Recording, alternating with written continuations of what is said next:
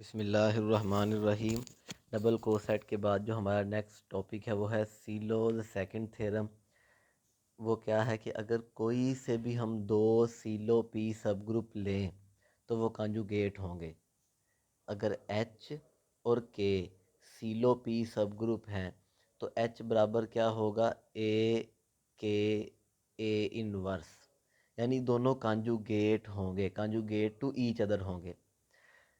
Late जी जो है वो कोई ग्रुप है ऑफ ऑर्डर n, के और एच उसके सब ग्रुप हैं, सीलो पी सब ग्रुप हैं और दोनों का order P raise to power alpha है, और जी का ऑर्डर है n is equal to P raise to power alpha into M, where P and M are relatively prime. हम क्या करेंगे कि हम डबल कोसेट लेंगे। Consider the double coset decomposition of G modulo H K, या double coset representation H and K की जी में। तो हम जी को लिख सकते हैं तमाम डबल कोसेट्स के यूनियन की शक्ल में। हमने रिसेंटली प्रूव किया था कि जितने भी कोसेट हैं उनका यूनियन डिसजॉइंट है, उनका यूनियन होल ग्रुप है और इंटरसेक्शन डिसजॉइंट है। तो हम जी को लिख सकते हैं तमाम डबल कोसेट्स के यूनियन की शक्ल में। और हमने ये भी प्रूव किया था कि डबल कोसेट के अंदर जो हमारे पास नंबर ऑफ़ एलिमेंट्स हैं वो क्या है, एच ए के। इसका ऑर्डर था order of H, order of K over H intersection A K A inverse. अब एच का ऑर्डर क्या है, P raise to power alpha, Q का ऑर्डर भी है P raise to power alpha, और के का ऑर्डर, और H intersection A K A inverse, इसे हम क्यू कह देते हैं कि ये क्यू है। क्यू कुछ भी हो सकता है, हम देखेंगे क्यू क्या है आगे जाकर। अब यहाँ क्योंकि हमने ए आई रखा था तो यहाँ ए आई आ जाएगा कि ए आई, अब डिफरेंट एलिमेंट्स होंगे ना, A1 A2 A3। अब असल में ये क्या है, ये है एच A1 के यूनियन एच A2 के। तो इनके ऑर्डर को जब हम लिखेंगे तो वो क्या बनेगा जी, एच A1 के का order plus H A2 K का order up to H A R K का ऑर्डर। इसे हम लिखेंगे G P raise to power alpha Q, P raise to power alpha over A1 था तो यहाँ Q1 plus P raise to power alpha, P raise to power alpha over Q2 up to R। तो यहाँ हमने summation की form में लिख दिया, इसको डायरेक्ट हमने यहाँ समीशन की फॉर्म में लिख दिया। असल में ये क्या है, ये है G P raise to power alpha, P raise to power alpha over Q1, P raise to power alpha into P raise to power alpha over Q2 up to QR। अब n क्या है, n हमने अभी बताया था कि n बराबर है m into P raise to power alpha. P raise to power alpha cancel out कर दें तो ये क्या बन जाएगा, m बराबर ये आ जाएगा m is equal to summation i from 1 to r P raise to power alpha over Q I. अब क्यू आई, अब देखें एच भी हमारे पास पी ग्रुप है और ए आई के इंटू ए आई इनवर्स ये भी पी ग्रुप है, ये भी पी ग्रुप है। इसका मतलब ये है कि जब हम इनका इंटरसेक्शन लेंगे, जब हम इनका इंटरसेक्शन लेंगे, जो इंटरसेक्शन है वो भी एच का सब ग्रुप होगा और वो ए आई के इंटू ए आई इनवर्स का भी सब ग्रुप होगा। और अगर एच का ऑर्डर पी अल्फ़ा है, के का ऑर्डर भी पी अल्फ़ा है, तो जो इन दोनों का सब ग्रुप होगा, इन दोनों का सब ग्रुप, उसका ऑर्डर या तो पी होगा या पी रेज टू पावर 2 होगा या पी रेज टू पावर 3 होगा या P raise to power alpha होगा। यानी जो सब ग्रुप है वो भी पी ग्रुप होगा। तो ये सब ग्रुप भी पी ग्रुप है, ये सब ग्रुप क्या है, वो भी पी ग्रुप है। P raise to power alpha से डिवाइड किया तो m बराबर आया हमारे पास summation i from 1 to r P alpha over Q I. अब क्योंकि क्यू आई जो है ये इंटर ऑर्डर है, being the order of the intersection of two P groups, तो ये भी p की पावर में ही होगा, p की पावर में ही होगा। अब सो ईच टर्म, तो जितनी भी टर्म्स हैं P raise to power alpha over Q1, P raised power alpha over Q two up to P raised power alpha over Q R. अब ये भी पी की पावर है, ये भी पी की कोई पावर है, ये भी पी की कोई पावर है। तो जितनी भी ये टर्म्स हैं, ये तमाम टर्म्स जो हैं वो पी की मल्टीपल होंगी या वन होंगी, या तो पी की मल्टीपल होंगी या वन। ठीक है, ऐसा वन क्यों होगी? अगर बिलफर्ज क्यू वन जो है वो पी रेज्ड पावर अल्फ़ा हो, तो पी रेज्ड पावर अल्फ़ा को पी रेज्ड पावर अल्फ़ा से डिवाइड करें तो आंसर वन आ जाएगा। तो यहाँ पर भी यही लिखा है। So each term on the right hand side of this equation is either a multiple of P और else is equal to one. अब क्योंकि m जो है वो p से डिवाइड नहीं होता, क्योंकि m और p रिलेटिवली प्राइम है, तो इसका मतलब है कि ये वाली साइड भी p से डिवाइड नहीं होगी। जब ये वाली साइड p से डिवाइड नहीं होगी तो इसका मतलब ये है कि इनमें से कोई एक p alpha over Q I जो है वो इज़ इक्वल टू वन होगा।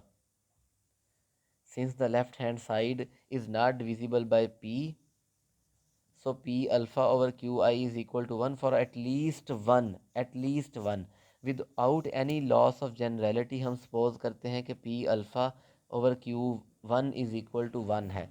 हम q2 रख सकते हैं, q3 कुछ भी रखें, वो 1 है। अगर 1 है तो ये 1 कब होगा? अगर q1 भी p raised to power alpha हो, then q1 is equal to p raised to power alpha. और Q1 क्या था? Q1 हमारे पास ऑर्डर था H इंटरसेक्शन A1 के A इनवर्स का। So that the order of H intersection A1 के inverse is P raise to power alpha. But ये तो सब ग्रुप था H का। अब ये सब ग्रुप है H का और इसका ऑर्डर भी P raise to power alpha है और H का ऑर्डर भी P raise to power alpha है। तो इसका मतलब ये है कि ये दोनों बराबर हैं। अगर ये दोनों बराबर हैं, H is equal to H intersection A1 के A1 इनवर्स। अब A इज़ इक्वल टू अगर हो A इंटरसेक्शन B, तो इसका मतलब है कि A का हर एलिमेंट B में है, तो H का हर एलिमेंट इस सब ग्रुप में है। तो H जो है वो सब ग्रुप हो जाएगा A1 के A1 इनवर्स का। अब H का ऑर्डर भी P raise to power alpha है, और ये क्योंकि कॉन्जुगेट था K का, और उसका ऑर्डर भी P raise to power alpha है, तो इसका मतलब ये है कि ये दोनों क्या हैं? बराबर हैं। As order of H is equal to that of A1 के A इनवर्स, तो ये दोनों बराबर हैं। तो इसका मतलब क्या है कि H एंड K ये कंजुगेट हैं। H एंड K क्या है? कंजुगेट। H एंड K क्या है? Conjugate to each other. H is equal to A1 के A1 इनवर्स। अब इसका हम सेकंड मेथड देखते हैं कि सेकंड मेथड क्या है। अब यही थ्योरम हम सेकंड मेथड से देखते हैं कि कैसे प्रूव कर सकते हैं। हमने प्रूव करना है कि P और Q कॉन्जुगेट हैं। ठीक है, P का ऑर्डर भी P raise to power n है और Q का ऑर्डर भी P raise to power n है, और दोनों सीलो P सब ग्रुप हैं। हम उल्टा सपोज ऑन कॉन्ट्रेरी सपोज करते हैं कि P और Q कॉन्जुगेट नहीं है, तो इसका मतलब है P is not equal to G, Q G inverse होगा for any G belongs to G। अब हमने कहा था कि डबल कोसेट का जो ऑर्डर है, डबल कोसेट का जो ऑर्डर है वो बराबर है जी order of P into order of Q over P intersection X Q X inverse, इसका ऑर्डर। अब हमने P का इंटरसेक्शन लिया है इसके साथ, तो ऑब्वियसली ये सब ग्रुप है P का। P intersection X Q X inverse P का सब ग्रुप है। अगर तो इसका ऑर्डर P रेज टू, हम कहते हैं कि इसका order P raise to power M है, where M is less or equal to N।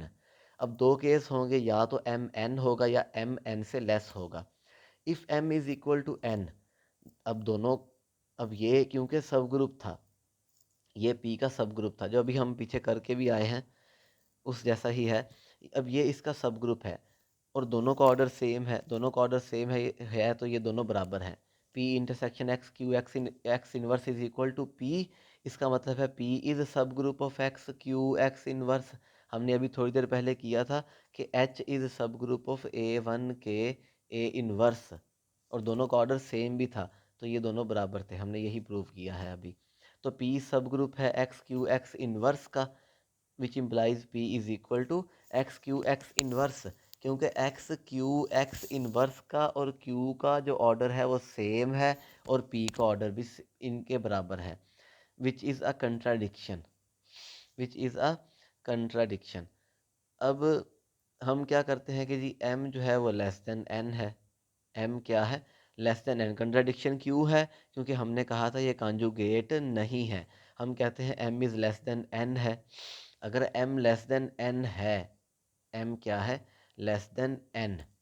अब यहाँ देखें इस फार्मूले को, तो ये बराबर था p raise to power n into P raise to power n over p raise to power m। तो ये बनेगा 2n माइनस m,